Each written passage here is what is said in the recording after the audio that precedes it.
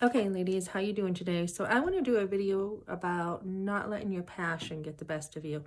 So I'm in the pro-life movement. I'm helping women find resources for their needs. And at the same time, I've had a lot of trials myself. Like I've had a car that broke down, so I'm trying to look for help for women who, they need a car. They need a car to go to work. So I'm kind of doing all this stuff.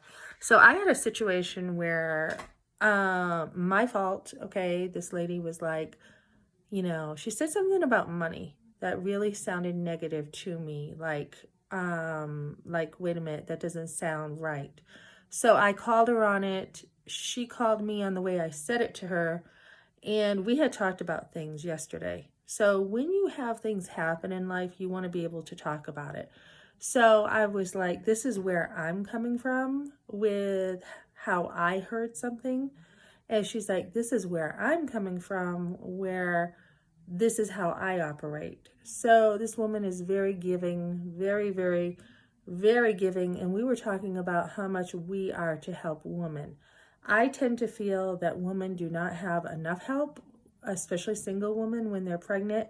And we all in the church are like, oh, it's so wrong to go have an abortion. And it is, okay, it is. But how much are we helping? And I feel like the church does not do enough. I don't know how we can start doing things differently where we are getting specific with exactly how to help specifically each woman. I know a lot of times we throw money at the problem and we're like, oh, we'll just help with, this and this and this. And we got a ton of diapers, we got a ton of clothes for kids, but we're not really utilizing those. I mean, how are we specifically reaching every single woman? So we talk things out and I'm like, well, I'm sorry for, maybe I came across this way. And she was like, well, maybe this. And so we straightened it out. So when you have to communicate with people, you want to straighten things out. So one of the things that happened to me too recently is I have grown in intimacy even more with God. So when you have that happening as a woman who, I guess I'm still on this pro-life topic, women who have had like a forced abortion as a minor, you're going to be pretty defensive. You're going to be pretty shut off sometimes from people. It doesn't take much for someone to say something and you're just like, boom, you're just like very self-protective. So you want to be able to heal from that. I'm going to have this video on my other channel about healing from post-traumatic stress. You want to heal from that. So it can affect your work too. Like you're in these situations where somebody's just, trying to be nice, trying to, give you attention that is needed. And you're like, you know what? I am not going to talk to this person. I am closed off.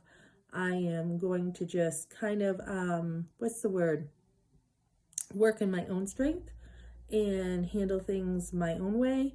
And a lot of times that self-protective wall can make your work situations harder instead of being open and being willing to communicate and feel the love of Christ. Feel it and enjoy it and let other people, come alongside you and help you and feel beautiful again. Like I had a work situation where I did not realize after being in a post-abortive class that, where it was cut off, I didn't get to finish it. But I didn't realize I also needed healing from a situation with my first boyfriend. I didn't realize it.